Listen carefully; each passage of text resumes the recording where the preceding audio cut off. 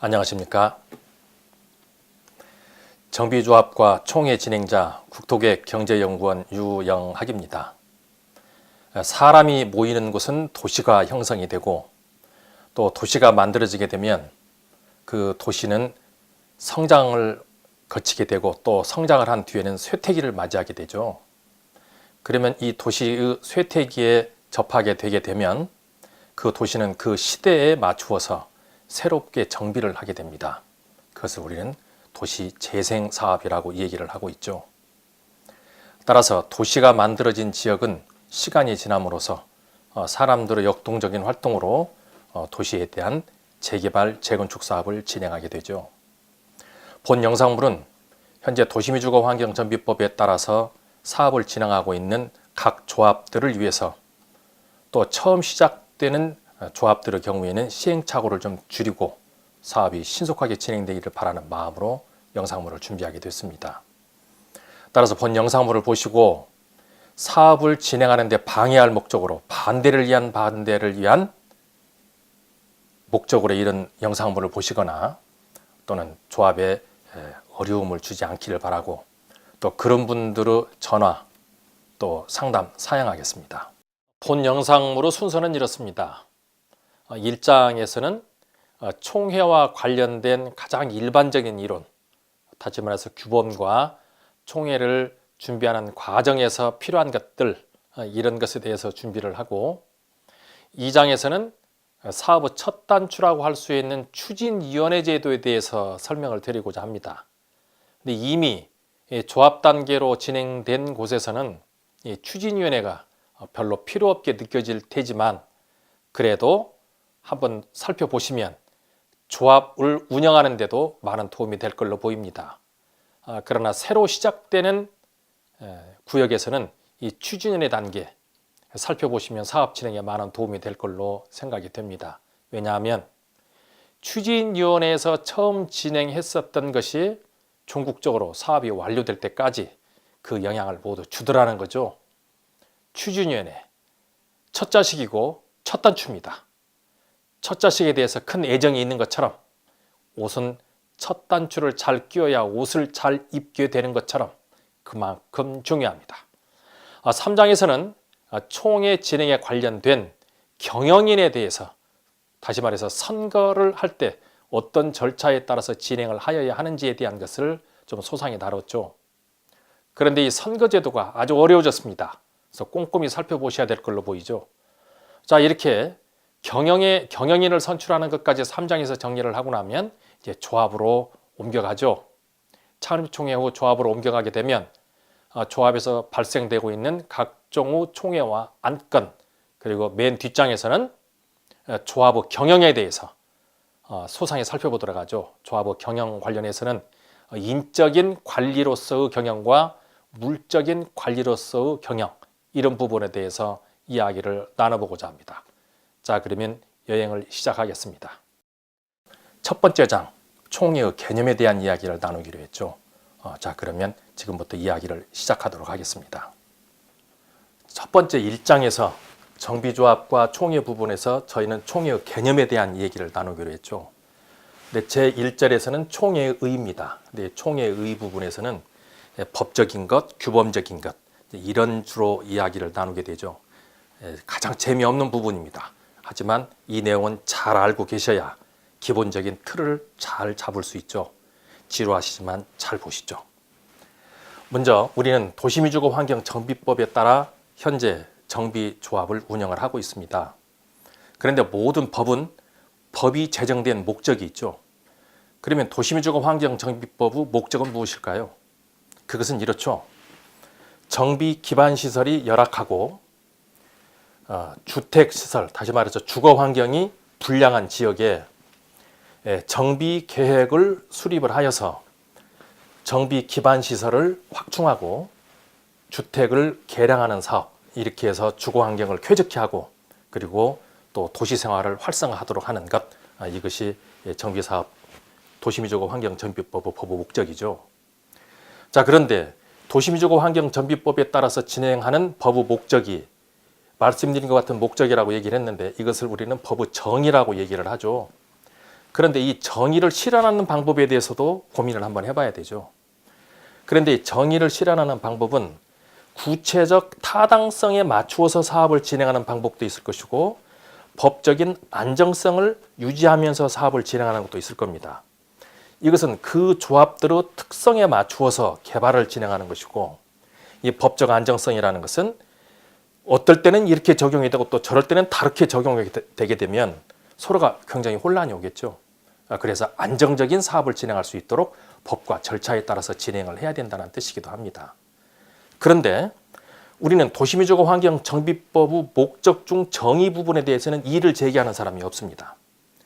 그러면 구체적 타당성으로 우리 조합의 특성에 맞춰서 사업을 진행하도록 할 것이냐, 아니면 법과 절차에 따라서 사업을 진행하도록 할 것이냐, 양자 간에 선택을 해야 된다면 법적 안정성이죠. 대한민국의 사법부 대법원에서는 법적 안정성을 구체적 타당성보다 우위에 두고 있습니다. 따라서 각 조합에서는 도시민주공업환경정비법의 절차에 따라서 꼭 사업을 진행을 하셔야 되죠. 그러면 도시민주공업환경정비법에서 지금 현재 이와 같은 법의 목적을 실현하고 타당하고 안정적인 사업을 진행하기 위해서 법이 제정되었던 내용을 보면 먼저 통합이 되었다는 것이 첫 번째의 꼭지가 되겠죠. 이건 무슨 얘기냐면 옛날에는 이런 아파트를 건설하는 사업 관련해서 법이 참 많았죠. 도시개발법에 의해서는 재개발이 진행이 됐고 주택촉진특별법에 의해서는 재건축이 이루어졌습니다. 또 영세민들을 위한 주거환경개선법에서는 그 영세민들을 위한 취락지역을 이동하는 등 이런 사업을 진행을 했습니다. 그런데 이런 여러 가지 법이 산재해 있다 보니 어떨 때는 이런 법이 적용을 하고 또 다른 때는 이런 법을 적용을 함으로써 법적 절차가 상이한 것 때문에 사실상 사업을 진행하는데 어려움을 겪었죠.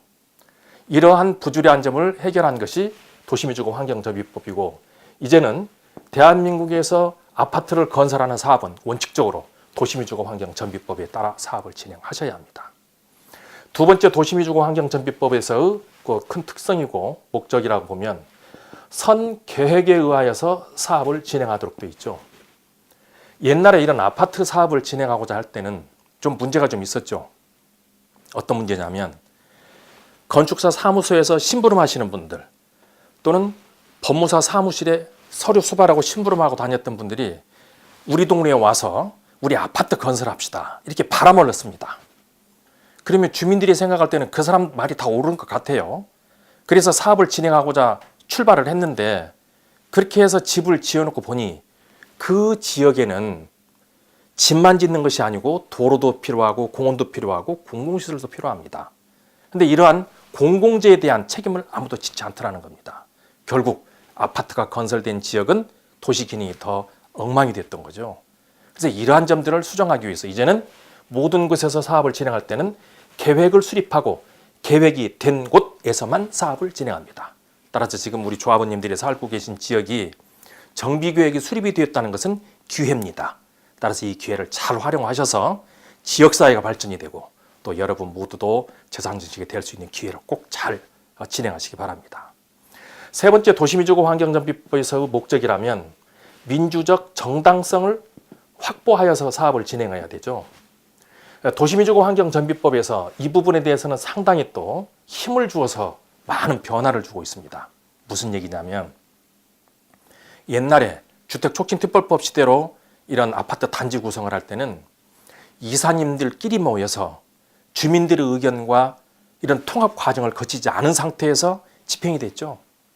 이름으로써 민원이 발생이 되고 소송이 발생이 됐습니다. 결국 시간이 지연이 되고 소송 문제 등으로 인해서 조합원들이 많은 피해를 받습니다. 따라서 이제는 이 사업을 진행을 할 때 조합원들이 사업 진행에 참여하고 그리고 의사결정을 할 수 있는 제도를 준비해 놓은 것이죠. 따라서 사업 진행 과정에 조합원 여러분들에게 소식지도 보내야 되고 설명회도 해드려야 됩니다. 또 총회는 필수적으로 진행을 해야 되죠. 그 외에도 요즘은 사업 진행 과정에 있어서 모든 내용을 인터넷에 공개하도록 되어 있죠. 또 조합원 여러분들께서는 사업 진행에 대해서 궁금한 내용들 이런 것들에 대해서는 요청을 하면 언제든지 확인할 수 있는 절차가 보장이 되어 있죠. 따라서 이제는 민주적 정당성에 의해서 사업을 진행합니다. 자, 네 번째로는 경영 후 투명성을 둘 수 있습니다. 물론 지금도 가끔 사고 나죠. 근데 옛날에 이 사업을 진행했던 우리 선배님들 중에서 물론 일을 잘 하셨죠. 그 중에서 몇 분은 이 재개발 사업장에 들어오는 돈 내 돈이라고 생각한 분들 계셨죠. 그래서 이런 재개발 재건축을 하면 도둑놈들 속을로 생각해요. 그렇지 않습니다. 지금 대한민국에는 현재 조합이 약 2,800개 정도 되는데 여러분들 동창회 나가보세요. 2,800명 정도 되면 별의별 사람 다 있어요. 그런데 그 중에서 한 사람이 잘못되었다고 해서 그 동창이 다 나쁜 것이 아닌 것처럼 어느 조합에서 문제가 발생이 됐다고 해서 그 모든 정비조합이 문제가 있는 것은 아닙니다. 물론 그것이 잘된 것은 아니죠.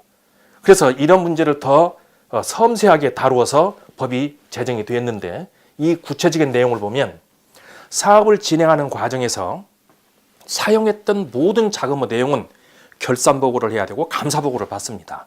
또 그뿐만이 아니죠. 자, 세 차례에 걸쳐서 주식회사 외부인의 감사인의 법률 규정에 따라서 감사를 받도록 되어 있습니다. 자, 첫 번째는 조합이 설립됐을 때, 두 번째는 사업 시행 인가를 받았을 때, 세 번째로는 준공이 되었을 때는 이 조합과 아무 관계가 없는 외부 회계인이 내려와서 보통 보름에서 한 달 정도 감사를 하게 되죠. 그러면 그 감사 보고 내용은 관청에 보고하고 여러분들에게 보고하는 이런 절차를 진행해야 합니다. 또 업체를 선정할 때도 마찬가지입니다. 옛날에는 적당히 조합장에 아는 사람이 와서 장판도 깔고 전기공사도 하고 이런 일이 허다했습니다. 이제는 안 됩니다.